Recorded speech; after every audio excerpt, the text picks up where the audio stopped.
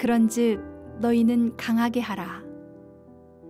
너희의 손이 약하지 않게 하라. 너희 행위에는 상급이 있음이라 하니라. 오늘의 요절을 다시 한번 읽어보십시다. 그런즉 너희는 강하게 하라. 너희의 손이 약하지 않게 하라. 너희 행위에는 상급이 있음이라 하니라. 젊은 아사 왕에게 개혁을 주문하는 예언자의 권면입니다. 이 권면에 따라 아사 왕은 마음을 강하게 하여 개혁에 앞장섰습니다. 개혁에 성공한 이후에 아사 왕은 위대한 왕의 반열에 올랐지만 개혁을 시작하는 젊은 왕은 두려움에 휩싸여 있었을 것입니다. 언제든지 하나님의 뜻에 따라 세상을 변화시키려는 사람은 저항에 부딪히기 마련입니다. 권력을 가진 왕들도 기득권을 가진 귀족들을 거슬러 하나님의 뜻을 이루려 하다가 왕좌를 잃곤 합니다. 자칫 그들의 반발에 밀려 뒤로 물러가면 시작을 안 한 것만 못합니다. 아마 반대 세력은 왕의 가장 가까운 가족들 가운데도 있을 것입니다. 그러니 약한 마음과 약한 손을 가진 아사 왕은 예언자를 통한 하나님의 격려가 필요하였습니다. 세상과 싸우는 모든 사람들이 그러하듯이 말입니다. 주기철 목사님은 한국 교회가 자랑하는 목회자이며 순교자입니다. 투철한 신앙관을 가진 주기철 목사님, 일사각오의 기계를 가지고 일제의 신사참배 강요를 거부했습니다.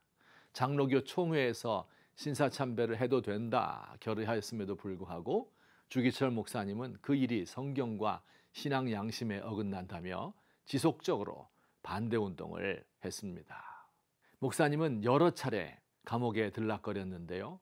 4년 연장된 마지막 감옥살이를 하던 중 돌아가셨습니다. 긴 복역과 고문으로 인한 건강 악화로 몇 달 후면 있을 해방을 눈앞에 두고 옥사하신 것입니다. 목사님은 옥중에서도 흐트러짐 없이 굳건하게 신앙을 지켰습니다.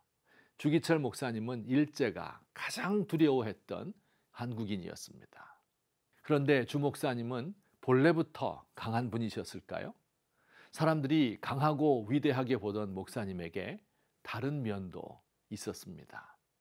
감옥살이를 할 때 한 번은 그의 소원이 무엇이냐고 물었답니다. 목사님의 대답입니다. 어떻게 요리를 하는지는 몰라도 파란 쑥간물에 쟁긴 소고기를 슬쩍슬쩍 집어먹으면서 국물을 훌훌 마시면 그것은 참 진미고 나는 본래부터 그것을 좋아했습니다. 추측컨대 아마도 샤브샤브를 말하는 것 같습니다.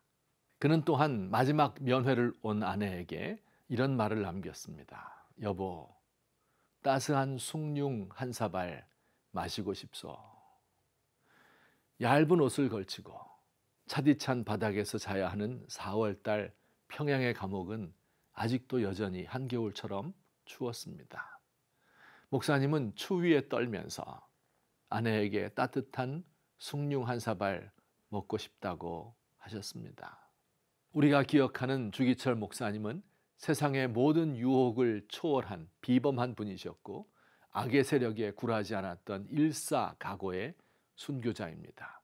그러나 그분은 동시에 쑥간 물에 잠긴 소고기를 먹고 싶어 했고 따스한 숭늉을 그리워하는 매우 평범한 사람이었습니다. 모든 인간의 연약함을 그대로 간직한 분이었습니다. 하나님의 강한 손의 도움이 없었더라면 고난을 이겨낼 수 없었고 그래서 장기간의 고난을 이길 수 있게 해달라고 늘 기도를 부탁했습니다.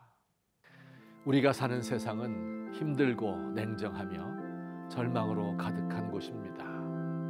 이 세상에서 살아남는 데만도 큰 힘과 용기가 필요합니다. 하물며 세상에서 하나님의 뜻을 이루고 세상을 변화시키기 원하는 주님의 제자들을 이 세상은 가만두지 않습니다. 모든 압박 수단을 동원하여 무릎 꿇리려 하며 시험에 넘어가도록 끊임없이 유혹합니다. 우리의 약한 손과 약한 무릎 그리고 우리의 약한 의지 이것을 어찌해야 합니까? 우리는 죄악의 세력을 이길 수 없고 원수 마귀의 권세에 맞설 능력이 없습니다. 우리의 힘을 의지하면 패할 수밖에 없습니다. 주께서 우리를 굳게 세우사 흔들리지 않게 하시며 우리의 입술에 권세를 주옵소서. 진리를 위한 싸움에서 뒤로 물러서지 않겠나이다.